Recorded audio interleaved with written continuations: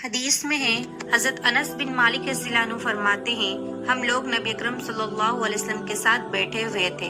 آپ صلی اللہ علیہ وسلم نے ارشاد فرمایا، ابھی تمہارے پاس ایک جنتی آدمی آئے گا۔ اتنے میں ایک انصاری آئے جن کی داڑھی سے وضو کے پانی کے قطرے گر رہے تھے اور انہوں نے جوتے بائیں ہاتھ میں لٹکا رکھا تھا۔ دوسرے دن بھی نبی اکرم صلی اللہ علیہ وسلم نے وہی بات فرمائی اور پھر وہی انصاری اسی حال میں آئے جس حال میں پہلی مرتبہ آئے تھے۔ تیسرے دن پھر نبی اکرم صلی اللہ علیہ وسلم نے وہی بات فرمائی اور وہی انصاری اسی پہلی حالت میں آئے۔ جب نبی اکرم صلی اللہ علیہ وسلم مجلس سے اٹھے تو حضرت عبداللہ بن عمر رضی اللہ عنہما ان انصاری کے پیچھے گئے اور ان سے کہا کہ والد صاحب سے میرا جھگڑا ہو گیا ہے، جس کی وجہ سے میں نے قسم کھا لی ہے میں 3 دن ان کے پاس نہ جاؤں گا۔ اگر آپ مناسب سمجھے تو مجھے اپنے یہاں 3 دن ٹھہرا لے۔ انہوں نے فرمایا، بہت اچھا۔ حضرت انس رضی اللہ عنہ فرماتے ہیں کہ حضرت عبداللہ رضی اللہ عنہ بیان کرتے تھے، میں نے ان کے پاس 3 راتیں گزاری۔ میں نے ان کو رات میں کوئی عبادت کرتے ہوئے نہیں دیکھا، البتہ جب رات کو ان کی آنکھ کھل جاتی اور بستر پر کروٹ بدلتے تو اللہ تعالیٰ کا ذکر کرتے اور اللہ اکبر کہتے، یہاں تک کہ فجر کی نماز کے لیے بستر سے اٹھتے۔ اور ایک بات یہ بھی تھی کہ میں نے ان سے خیر کے علاوہ کچھ نہیں سنا۔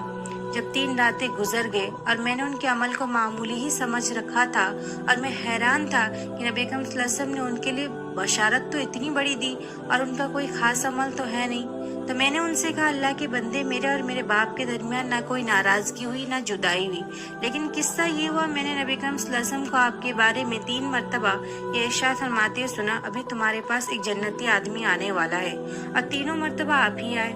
اس پر میں نے ارادہ کیا کہ میں آپ کے پاس رہ کر آپ کا خاص عمل دیکھوں تاکہ پھر اس عمل میں آپ کے نقش قدم پر چلوں۔ میں نے آپ کو زیادہ عمل کرتے ہوئے نہیں دیکھا۔ آپ بتائیے کہ آپ کا وہ کون سا خاص عمل ہے جس کی وجہ سے آپ اس مرتبہ پر پہنچ گئے جو نبی اکرم صلی اللہ علیہ وسلم نے آپ کے لیے ارشاد فرمایا۔ ان انصاری نے کہا، میرا کوئی خاص عمل تو ہے نہیں، یہی عمل ہے جو تم نے دیکھے ہیں۔ حضرت عبداللہ رضی اللہ عنہ فرماتے، میں یہ سن کر چل پڑا۔ جب میں نے پشت پھیری تو انہوں نے مجھے بلایا اور کہا، میرے اعمال تو وہی ہے جو تم نے دیکھے ہیں، البتہ ایک بات یہ ہے، میرے دل میں کسی مسلمان کے بارے میں کھوٹ نہیں ہے، اور کسی کو اللہ تعالیٰ نے کوئی خاص نعمت عطا فرما رکھی ہو تو میں اس سے حسد نہیں کرتا۔